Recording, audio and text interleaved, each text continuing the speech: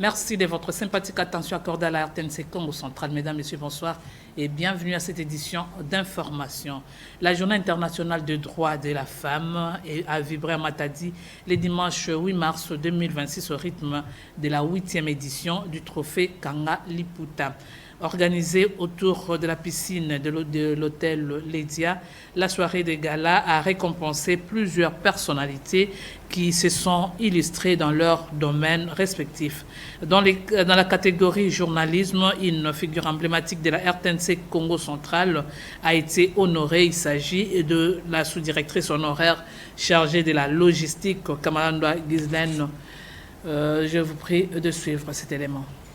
Invités, autorités locales ont répondu présents à cette soirée des galas organisée dans le cadre de la 8e édition du trophée Kanga Liputa à Matadi. Parmi les personnalités présentes figurait notamment le maire de Matadi, Dominique Kodiambete, venu soutenir cette initiative qui met en lumière les talents et les parcours inspirants. Dans la catégorie journalisme, l'honneur est revenu à Kamalanda Ghislaine, sous-directrice honoraire chargée de la logistique à la RTNC Congo Central. Une distinction qui récompense 50 ans de carrière consacrée à l'information et à la communication. Véritable pionnière, la lauréate a marqué plusieurs générations par son parcours au sein de l'ancien Office zaïrois des radiodiffusions et télévisions aux ZRT, aujourd'hui la radio-télévision nationale congolaise RTNC. Animatrice de nombreuses émissions, elle s'est illustrée dans la production, la réalisation et dans les reportages, aussi bien à la radio qu'à la télévision. Ghislaine Kamalanda a collaboré également avec plusieurs agences du système des Nations Unies ainsi que l'Église catholique qui lui ont valu différents prix. Sa bravoure et sa détermination lui valent aujourd'hui ces trophées Kanga Liputa, une reconnaissance que la lauréate dédie à toutes les femmes journalistes tout en rappelant les défis du métier. C'est la relève, il faut la préparer, je viens de mettre ça là-bas. Je m'occupe d'elle. De temps en temps, ils viennent me consulter, je donne un petit conseil pour qu'ils puissent aussi faire comme nous. C'est pas facile être femme journaliste. Ça fait ce que ça coûte. Mais bon, avec un peu de persévérance, il y a possibilité d'arriver jusqu'à un bon port. À travers cette distinction, les organisateurs du trophée Kanga Liputa entendent non seulement célébrer l'excellence, mais aussi encourager la relève féminine à persévérer dans le métier de l'information et de la communication. Une manière de rappeler que l'engagement et la passion peuvent tracer la voie vers les carrières inspirantes. À l'occasion de la célébration de la Journée internationale des droits des femmes, le 8 mars, l'Association des hommes et femmes intègres AHFI a organisé une grande assemblée de sensibilisation et d'éveil de conscience à Matadi au Congo central.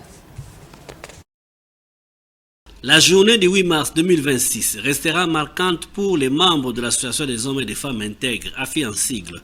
Sous l'initiative de son président fondateur, Mavavi Katala Gelor, une assemblée de sensibilisation et d'éveil de conscience a été organisée dans la salle Mikalukidi, située non loin de l'IBTP, dans la commune d'Imvouzi. Les membres venus des 25 cellules qui comptent cette association ont pris part à cette rencontre placée sous les signes de reconnaissance et de la valorisation de la femme à l'occasion de la Journée internationale des droits des femmes célébrée chaque année le 8 mars à travers le monde. Le président fondateur a rappelé au cours de son allocution les avantages dont bénéficient les membres en règle avec leurs cotisations. Il s'agit notamment de l'accès aux soins de santé gratuits avec une prise en charge partielle des produits pharmaceutiques ainsi que l'accès à un fonds de commerce destiné à soutenir l'entrepreneuriat des membres. La cérémonie a été marquée par la remise des diplômes de mérite et des frais de fonctionnement à certains responsables des cellules en reconnaissance de leurs efforts dans la gestion et la mobilisation au sein de leurs structures respectives. Des pièces d'épargne ont été également remises à tous les membres présents, un geste salué par les bénéficiaires.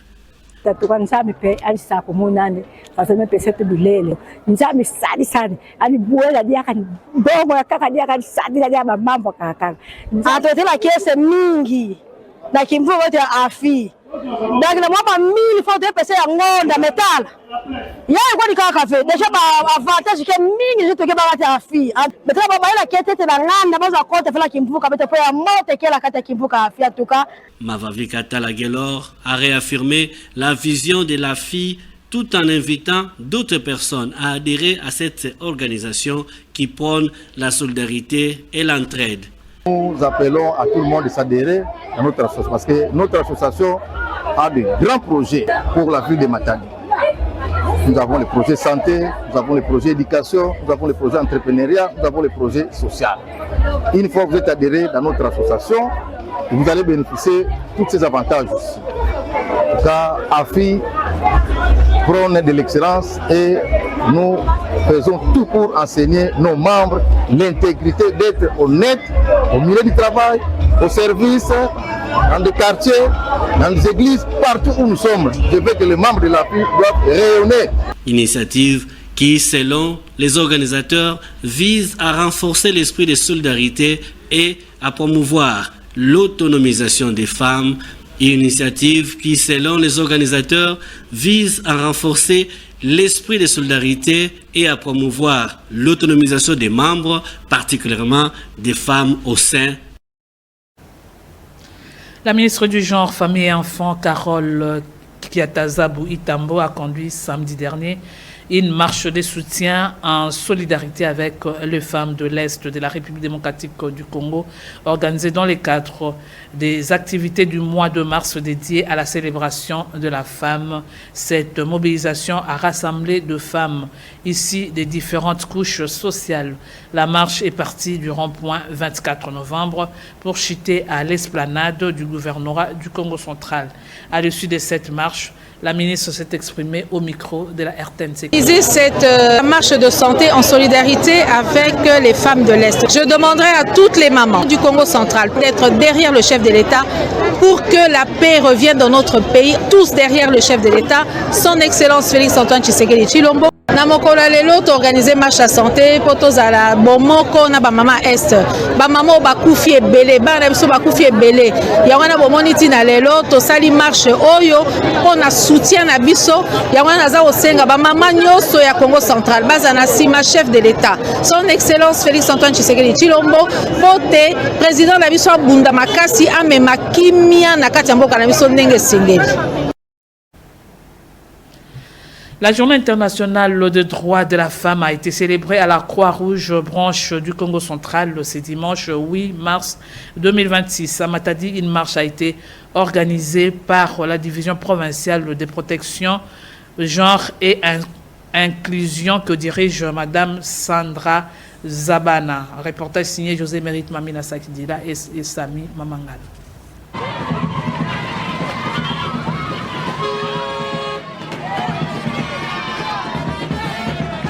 Le 8 mars, Journée internationale des droits de la femme, est mise à profit à la Croix-Rouge de la République démocratique du Congo, branche du Congo central, à travers la marche initiée par la division provinciale de protection, genre et inclusion, pilotée par Madame Sandra Zabana.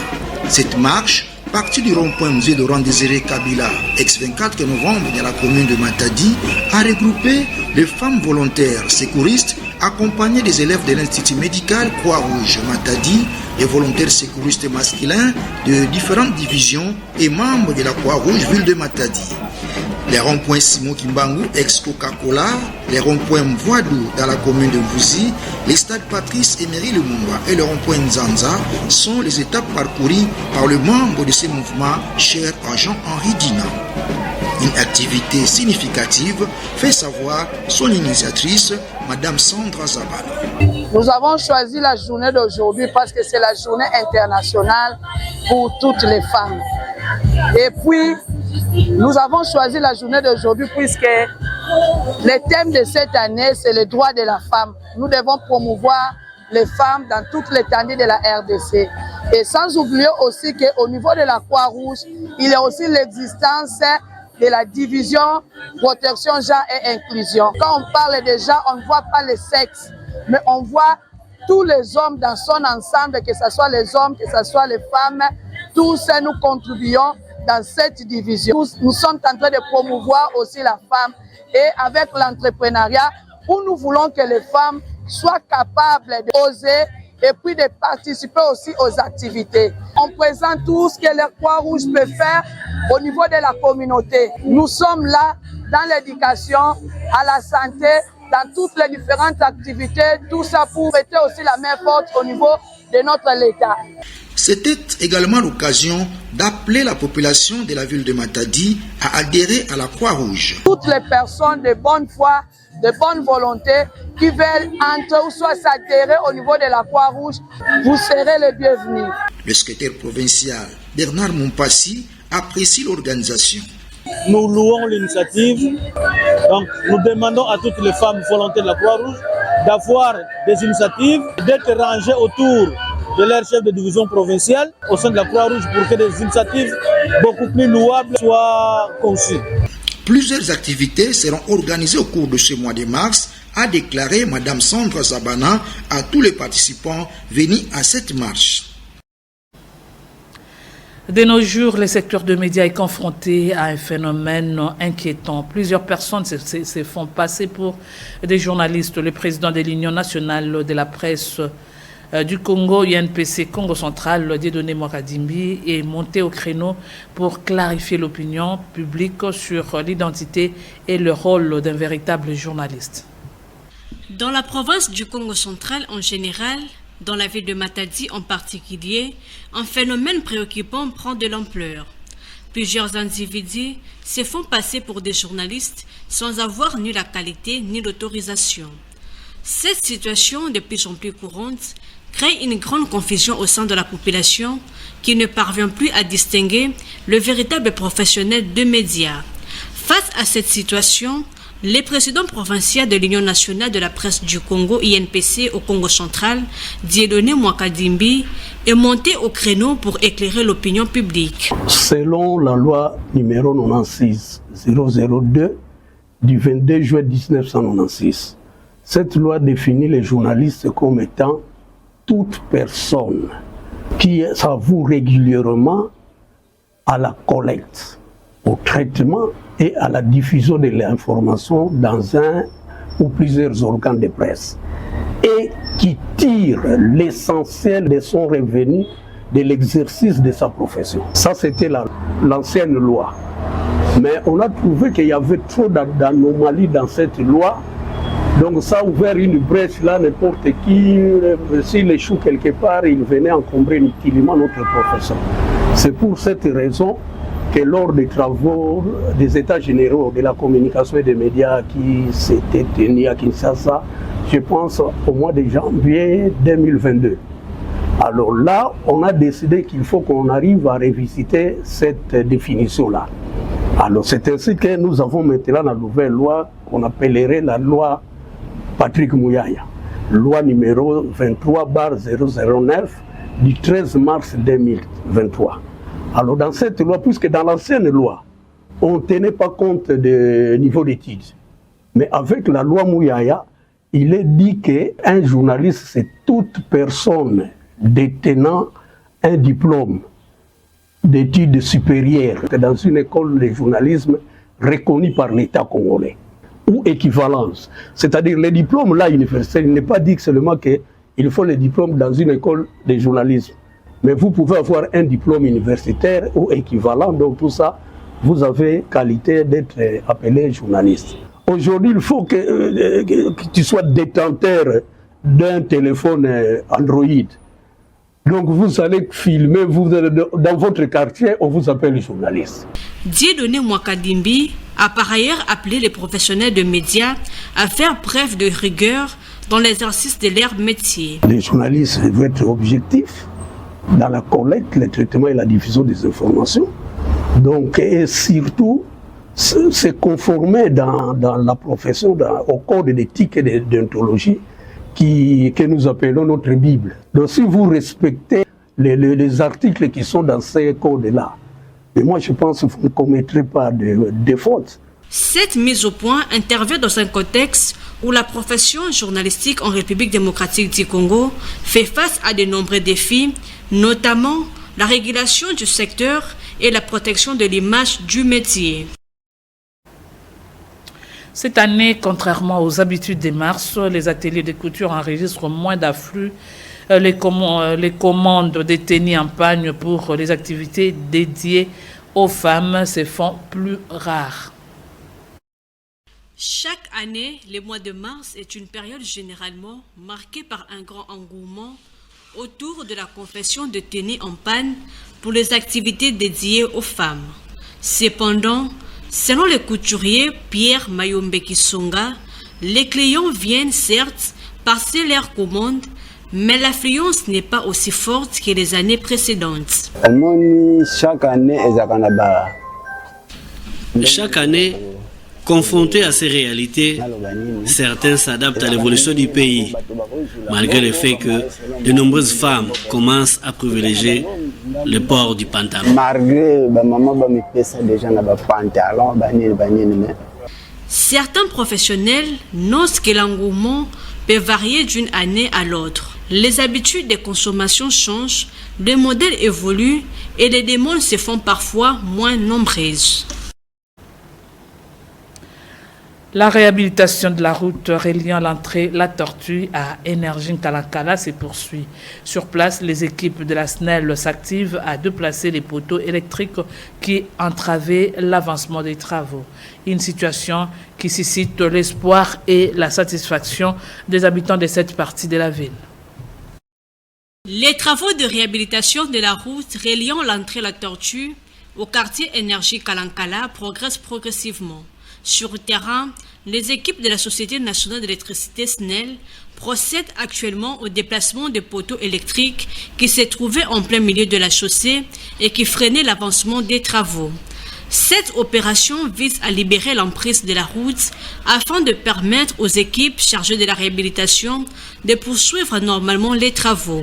La population de ces coins de la ville s'est dit satisfaite de la réhabilitation en cours de cette route, soulignant qu'auparavant, les habitants faisaient face à de nombreuses difficultés en raison de son état de dégradation. Si nous parlons de passer de cette route, la route est vraiment délabrée et le véhicule même tombé sur cette route dans le lieu que nous sommes maintenant. Et vous allez comprendre que mais, ce dernier temps, la route est maintenant dans le bon. La route au niveau de Kinkanda a 4 sorties. Et au niveau des Galakala, une 7 sorties. La fin des travaux est vivement attendue par les riverains qui espèrent une amélioration significative de la mobilité et des conditions de vie grâce à la remise en état de ces taxes routiers. Une fois de plus, à l'occasion de la Journée internationale des droits de la femme, les personnels féminins de la société Africa Global Logistique, AGL, RDC Congo Central, en sigle, ont remis de vivres et non-vivres aux pensionnaires de l'orphelinat 5 étoiles situé au village Boko, territoire de Sekebanza. C'était sous la conduite de leur directeur provincial, Randy Pai. De précision avec José Mérite Mamina Sakidila.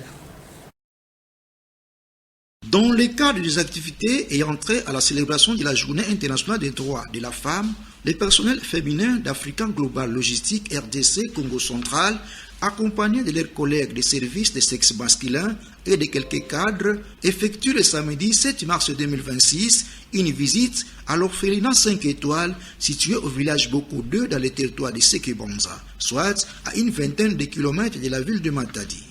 Sous la conduite du directeur provincial Randy Pai, il procède à la remise d'un lot important de vivres et non-vivres aux pensionnaires de cet orphelinat. Des mots justes sont prononcés pour remercier African Global Logistique. L'AGL, qui n'a pas voulu fêter seul, mais a songé à venir fêter avec les orphelins. Merci pour ces dons et que Dieu continue à vous bénir. Et je pense que le directeur qui est venu ici avec toute son équipe, il a été dirigé par Dieu. C'est pas tout le monde qui fête avec les orphelins. S'il n'est pas poussé par Dieu, que Dieu vous bénisse abondamment et que ça ne soit pas la dernière fois. Merci Africa Global Logistique pour la nourriture qui nous vient et Dieu les bénisse. Au nom du personnel féminin d'Africa Global Logistique, Persidi Tadjiri explique le sens de ces gestes. Le don que nous remettons à cet orphelinat est un geste de solidarité, de soutien et d'espoir. Il traduit la volonté des AGL de rester proche de sa communauté et de contribuer au bien-être des enfants qui représentent notre avenir. Les femmes qui œuvrent chaque jour dans cet établissement, votre dévouement donne à ces enfants une famille, une éducation et une chance réelle de construire un futur meilleur. Aux enfants, nous voulons dire, vous êtes précieux, vous êtes aimés et vous n'êtes pas seuls. Au nom de AGEL, je remercie toutes les femmes pour leur courage et je réaffirme notre engagement à soutenir des initiatives qui renforcent la dignité humaine et la solidarité. Bonne fête à toutes les femmes et que Dieu bénisse l'orphelinat 5 étoiles. Se saisissant de cette opportunité, le directeur provincial de l'African Global Logistique, M. Randy Paipai, procède à la présentation de son entreprise. Le groupe AGEL, on est principalement actif dans tout ce qui est dédouanement, dans le transport maritime aussi, et aussi dans la logistique et le transport. Par une visite guidée, la délégation découvre les différents locaux qui regorgent cette imposante infrastructure de l'orphelinat 5 étoiles créée en 2019 par Madame Léontine Kaindo, disposant des dortoirs, des salles de classe, des cuisines et restaurants. 14 orphelins, dont 4 filles, dont l'âge varie entre 11 et 17 ans, sans oublier les enfants abandonnés, sont pris en charge malgré les maigres moyens. D'où l'appel au soutien. Après la signature du livre d'or par le directeur provincial Randy Paipai, la délégation de AGL se retrouve à l'espace chez Alain Tendai, au bord du fleuve, pour un cocktail. À présent, cap vers Kinshasa, la capitale, précisément au Sénat, où avant l'ouverture de la session du Sénat prévue pour le 16 mars, le bureau s'est réuni pour préparer la rentrée de la session de mars. Le bureau a aussi parlé de la dernière sortie médiatique de Bahati Lukwebo, deuxième vice-président du Sénat.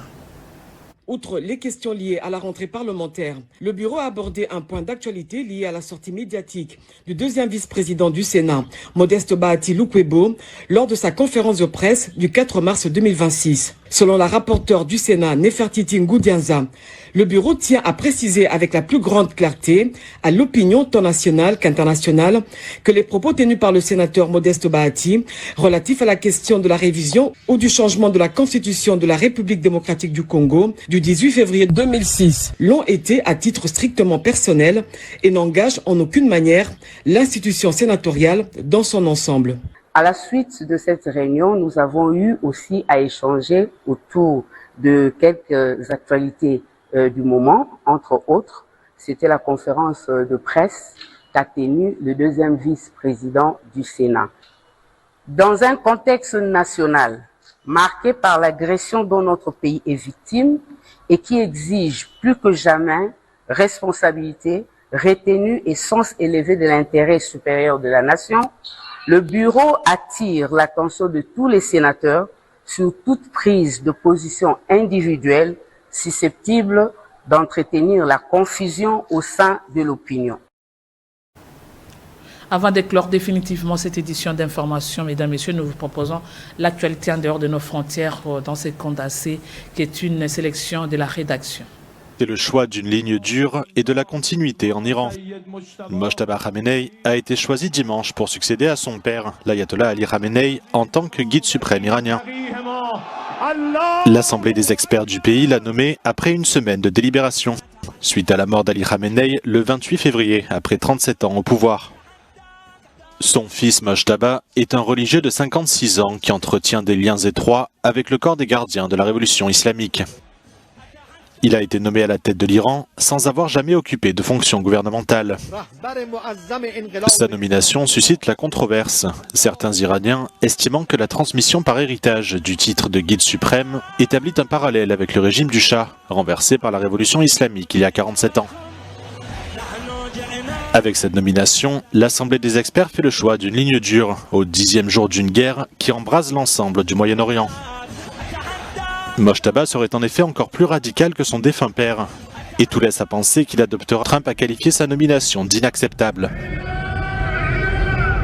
Le président américain a également exigé un droit de regard sur la personne qui accéderait au pouvoir une fois la guerre terminée, avertissant que tout dirigeant nommé sans son accord ne resterait pas longtemps en place. Les prix mondiaux du pétrole ont bondi au-dessus de $110 le baril ce lundi, l'escalade de la guerre entre les États-Unis, Israël et l'Iran ayant alimenté les craintes d'une perturbation prolongée des livraisons via le détroit d'Ormuz.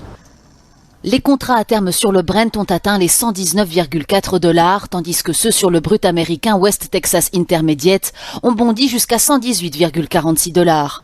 Selon les données du LSEG, cette hausse de 30% des prix du pétrole est la plus forte augmentation journalière depuis 1988. Les marchés asiatiques se sont aussi effondrés alors que les prix du pétrole avoisinent les $120, enregistrant la plus forte hausse journalière en près de 40 ans. L'indice a plongé de plus de 8%, entraînant une suspension des transactions pendant 20 minutes à partir de 10h31, heure locale. Cette perturbation majeure de l'approvisionnement énergétique de la région menace de faire grimper les prix pour les consommateurs et les entreprises du monde entier. Les analystes prévoient que les Émirats arabes unis et l'Arabie saoudite devront réduire leur production dès qu'ils auront épuisé leurs réserves de pétrole. Les pays de l'UE s'organisent pour soutenir Chypre quelques jours après que l'île a été la cible d'une attaque de drones iraniens. Le président français Emmanuel Macron se rend à Nicosie lundi, tandis que l'Italie annonce le déploiement de la frégate Federico Martinengo pour aider à protéger Chypre. Une série de navires militaires européens ont été envoyés pour soutenir les préparations de protection de l'île alors que la guerre continue au Moyen-Orient. Per garantire la sicurezza dei confini dell'Unione Europea abbiamo anche disposto il dispiegamento di una fregata italiana a Cipro, un atto che è di solidarietà europea, ma soprattutto di prevenzione. La Grèce, la France, l'Espagne, les Pays-Bas et le Royaume-Uni participent déjà à la force navale européenne en Méditerranée orientale, à l'instar du dirigeant chypriote et des dirigeants des autres pays impliqués dans la protection de Chypre. Giorgia Meloni a précisé que cette initiative ne signifiait pas que l'Italie prenait part au conflit. Cependant, le président Donald Trump a déclaré à la presse italienne que Meloni essayait d'aider les États-Unis. Les récents développements ont déclenché un débat houleux sur la présence de bases militaires britanniques à Chypre. Samedi, des centaines de personnes ont manifesté dans la capitale chypriote, appelant à la fin de toute utilisation des bases dans la guerre en cours au Moyen-Orient. C'est la fin, mesdames et messieurs, de cette édition d'information. Merci de nous avoir suivis. Au revoir et surtout, excellente soirée chez vous. Tous les plaisirs a été pour nous.